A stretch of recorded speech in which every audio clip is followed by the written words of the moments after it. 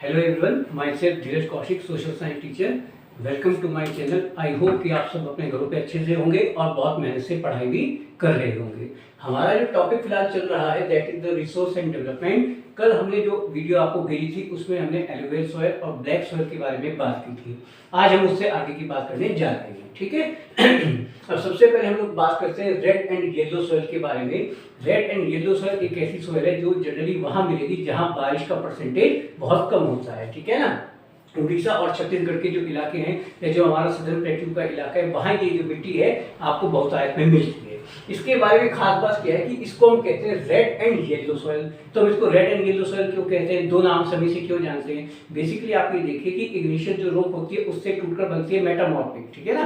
तो जनरली होता क्या है कि जो मेटामॉर्फिक रॉक है उसमें जो आयरन का जो कंसेंट है ना, आयरन का जो एक तरीके से कहने जो क्रिस्टल है वो ऑटोमेटिकली मौजूद होता है, ठीक है। तो उसी की वजह से ये है रेड लगने लगती है, ठीक। अब ये येलो क्यों लगती है, तो येलो लगने का कारण ये है कि मान लीजिए अचानक से बारिश जो है होनी शुरू हो जाती है, ठीक है। तो फिर ये जो मिट्टी है अपना रूप जो है बदल देती है और फिर ये येलोइश जो है आपको लगने लगती है। यानी जो आयरन कंसेप्ट है उसकी वजह से रेड लगती है। जो ऑटोमेटिकली जो है आयरन के क्रिस्टल होते हैं वो रेड सॉइल है जिसको हम कह रहे हैं उसमें अपने आप मौजूद होते हैं। मेटामॉर्फिक बेसिकली हमें कहना चाहिए उसके अंदर होते हैं, है ना। और येलो क्यों हो जाती है, क्योंकि जब जैसे बारिश होने लगती है तो मिट्टी का रंग जो है अपने आप बदलने लगता है और ये जो है पानी के संपर्क में आने के बाद येलोइश हो जाती है, ठीक।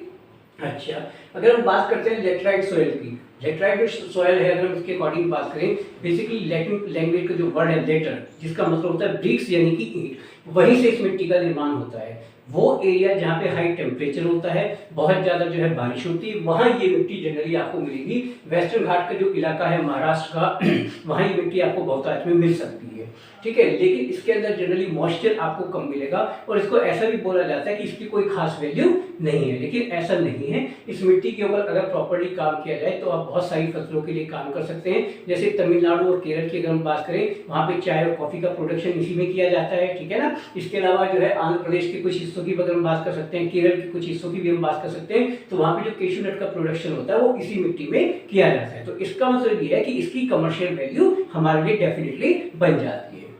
उसके बाद अगर हम बात करते हैं एरिड सॉइल, जिसको हम डेजर्ट सॉइल के नाम से भी जानते हैं, तो डेफिनेटली राजस्थान का जो इलाका है वहाँ ये मिट्टी हमें बहुतायत में मिलती है। अब इसके अंदर दो चीज तो होंगी क्योंकि ये रेगिस्तान में है। सबसे पहली चीज क्या हो गई आपकी सैंड, और दूसरी बात ये होता है कि इसमें सॉल्ट का जो टेक्सचर है वो बहुत ज्यादा होता है। जैसे आप ये देखिए कि कुछ जगह पे तो इतना ज्यादा नमक आपको इस मिट्टी में मिलेगा कि उस नमक को हम अपने घर के खाने के लिए भी यूज कर सकते हैं। जैसे आपने सुना भी होगा राजस्थान में जो सांभर लेक है, ठीक है ना। तो ये जो मिट्टी है इसलिए इसको हम बहुत फर्टाइल मिट्टी नहीं कह सकते हैं, फर्टाइल सॉइल नहीं कह सकते।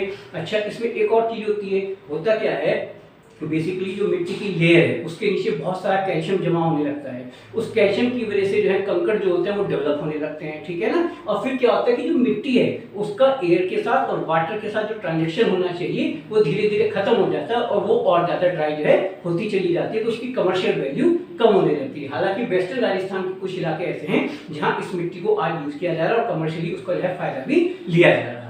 अच्छा, अगर हम बात करते हैं फॉरेस्ट सॉइल, इसको आप माउंटेन सॉइल भी कह सकते हैं, ठीक है ना। जनरली जो हिली एरियाज हैं वहां आपको इस तरह की जो मिट्टी है वो मिल जाती है। अगर हम वैली रीजन की बात करते हैं तो डेफिनेटली वहां पे आप इसे लुमी सॉइल के नाम से जान सकते हैं, फर्टाइल इसको आप कह सकते हैं और बहुत अच्छे से आप वहां पे प्रोडक्शन कर लेते हैं। थोड़ा अगर हम ऊपर चले जाते हैं तो जो पार्टिकल है, जो मिट्टी का जो लेयर है वो थोड़ा सा जो है एक तरीके से टफ होने लगता है ना, यही प्रोडक्शन प्रॉपर्ली जो है संभव नहीं हो पाता है। और जब हम और ऊंचाई पे चले जाते हैं तो वेजिटेशन डेफिनेटली चेंज हो जाता है, क्लाइमेटिक कंडीशन चेंज हो जाती है। तो जैसे जैसे आप अपर हिमालय की तरफ चलते जाएंगे तो वहां पे जो एग्रीकल्चर बेस पर अगर हम बात करें तो प्रोडक्शन कैपेसिटी मिट्टी की जो है कम होती चली जाती है। फिर भी ये हमारे लिए यूजेबल है और इसमें हम कई सारी जो फसल है उनके ऊपर काम भी कर सकते हैं, ठीक है।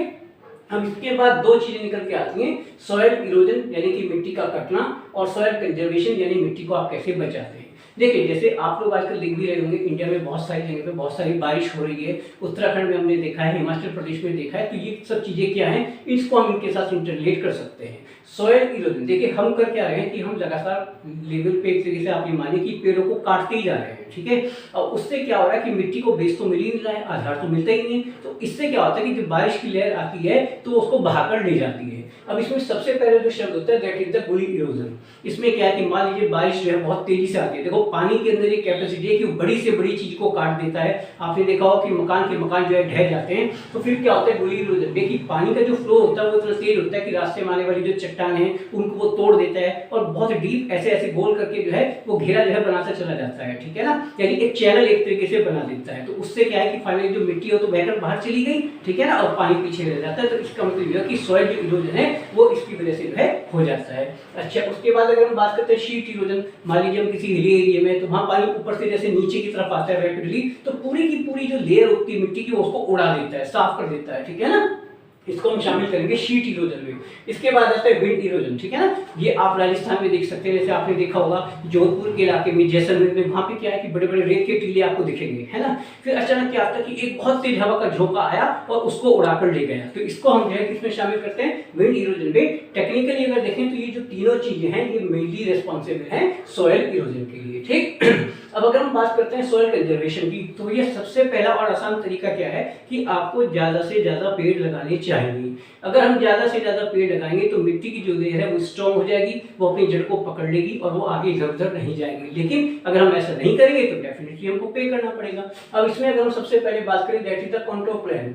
इसमें क्या होता है, इसमें आप इसे ऐसे समझिए कि मान लीजिए ऊपर से पानी आ रहा है, ठीक है ना, अब पानी को जो बहाव है वो बहुत तेज है, तो हम क्या कर सकते हैं, ऐसी ऐसी जो है बैंड जो है वहाँ पे डेवलप कर सकते हैं। जैसे हम गाँव में तालाब बनाते हैं, ठीक है ना, तो जो पानी की स्पीड है वो धीरे धीरे कम होगी और थोड़ा थोड़ा पानी इनमें शिफ्ट होता चला जाएगा, ठीक है ना, तो उससे आने वाले आगे का जो मिट्टी का लेयर है वो आपका जो है नुकसान में नहीं रहेगा, ठीक है ना।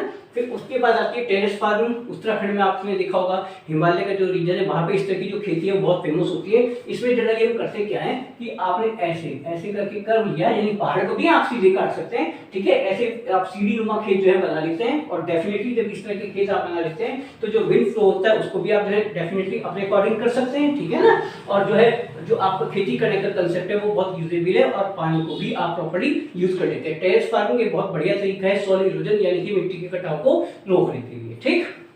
उसके बाद तीसरे नंबर पे अगर आप देखें ये होता है स्ट्रिप फार्मिंग। इसमें आप क्या करेंगे कि मान लीजिए एक बहुत बड़ा एरिया है, बहुत बड़ा फील्ड आपके पास है, ठीक है, ये मान लीजिए एक बहुत बड़ा फील्ड आपके पास है, तो आपने क्या किया, इसको आपने डिफरेंट पार्ट में डिवाइड कर दिया, ठीक है ना। अब आपने इसको पार्ट में डिवाइड किया, पहले आपने यहाँ पे एक क्रॉप ली, फिर उसके बाद एक बहुत बड़ी लेयर आपने ग्रास यानी घास की उगा दी, ठीक है, फिर आपने एक फसल ले ली और फिर घास उगा दी। तो उससे क्या होगा कि जो हवाओं का डायरेक्शन है वो रुक जाएगा, यानी जो बहुत तेज हवा चल रही है वो आपकी फसल को डैमेज नहीं होने देंगे और आपकी जो मिट्टी जो बह जाती है, खराब हो जाती है, उसको भी ये चीज जो है रोक लेती है। फिर फाइनली इसमें आता है शेल्टर बेड। ये सबसे बढ़िया तरीका है। मान लीजिए ये जमीन आपके पास है, ठीक है ना, यहाँ पे किसी भी तरह की कोई भी प्रोडक्शन एक्टिविटी आप कर रहे हैं तो आप इसके इर्द गिर्द क्या करेंगे, बहुत सारे आप पेड़ लगा दीजिएगा, ठीक है ना। तो जब आपने बहुत सारे पेड़ लगा दिए तो अब क्या होगा, कोई भी हवा आएगी तो डेफिनेटली वो पेड़ों के ऊपर ही आकर रह जाएगी, आपकी जो लेयर ऑफ सॉइल है उसको कोई डिस्टर्बेंस नहीं होगा और जो आपकी फसल है वो सेफ रहेगी। यानी ये कुछ तरीके हैं, कॉन्टूर है, जैसे टेरेस है या स्ट्रिप फार्मिंग है या शेल्टर बेल्ट है। अगर हम इनको प्रॉपर्ली यूज करते हैं, टेक्निकल वे में यूज करते हैं तो डेफिनेटली हम सॉइल की रक्षा कर सकते हैं, उसको हम बचा सकते हैं, ठीक है ना। और भाई देखिए सीधी सी बात ये है कि जो सॉइल है वो हमारे सर्वाइवल के लिए तो कंपलसरी है, इसके बिना तो हमारा जीवन चल ही नहीं सकता है, ठीक है। जितनी भी चीजें थी इस लेसन में मैंने आप सबको बता दी हैं और मेरी आपसे रिक्वेस्ट है कि आप पूरी वीडियो देखिएगा, ऐसा नहीं कि आप इसको स्किप कर देते हैं। और जब तक आप पूरी वीडियो ध्यान से देखेंगे नहीं ये आपको क्लियर बिल्कुल नहीं होगा, ठीक है। मैंने पूरी कोशिश की कि आसान से आसान तरीके से मैं ये लेसन आपको समझाऊं, क्योंकि बच्चों को जनरली क्लियर नहीं हो पाता है, टेक्निकल वे में हम ज्यादा चले जाते हैं, ठीक है। तो इसलिए हमने इसको बिल्कुल इजी लैंग्वेज में आपको समझाने की कोशिश की है। आप ज्यादा से ज्यादा इनको शेयर कीजिएगा, क्योंकि एग्जाम का टाइम धीरे धीरे नजदीक आ रहा है। जो भी आपके फ्रेंड सर्किल में बच्चे हैं आप उनके साथ इसको ज्यादा से ज्यादा शेयर करें, इसको लाइक करें, सब्सक्राइब करें, ठीक है ना। और ज्यादा से ज्यादा आपको इसी पे काम पढ़ें, सारी वीडियोज आप सीरियल वाइज देखते रहिएगा और डेफिनेटली सारे लेसन जो है आपको क्लियर हो जाएंगे। विद इन अ मंथ मैं कोशिश करूंगा कि जो भी आपका सिलेबस है उसे जल्दी से जल्दी मैं खत्म कर सकूं, ताकि एग्जाम के टाइम में आप लोगों को कोई प्रॉब्लम ना हो। क्लियर है? तो आप इसको ज्यादा से ज्यादा लाइक कीजिएगा, शेयर कीजिएगा और सब्सक्राइब कीजिएगा। Thank you.